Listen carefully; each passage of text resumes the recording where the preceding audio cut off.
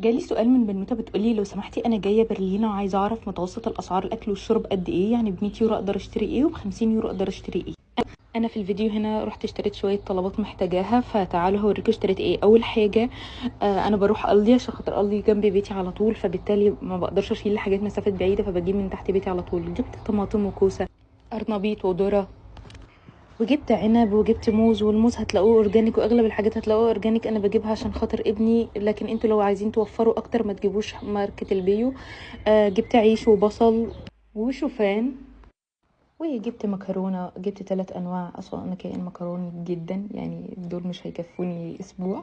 جبت سلطة تونة وجبت تونة قطع، وكمان كان ناقصني مناديل للتويلت فجبت الباكت الكبير ده، وجبت كابتشينو، وجبت بيستو صوص لطيف قوي، وجبت الصوص البشاميل ده كمان الطف بكتير، وجبت جبنه دي عامله زي الجبنه القريش عندنا، وجبت موتزاريلا، وجبت لبن، وكمان جبت لبن تاني عشان احنا مستهلكين للبن كتير في البيت، وجبت حاجات سريعة التحضير زي بيتزا، زي بطاطس، زي فراخ متبلة، بحيث ان انا لا يعني لو ما عنديش وقت اطبخ بحطها في الفرن على طول.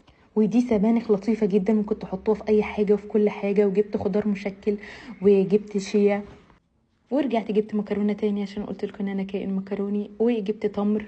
وخلاص كده انا قلت خلاص كده كفاية، وطلعت على الكاشير رحت ادفع. مش عارفة الحساب هيبقى قد ايه، تعالوا نشوف. يا رب ما يزيدش عن 50 يورو.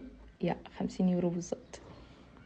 انا بجد برافو عليا ست البيت الشطورة، يعني بص الحاجات دي كلها عرفت اجيبها ب50 يورو عشان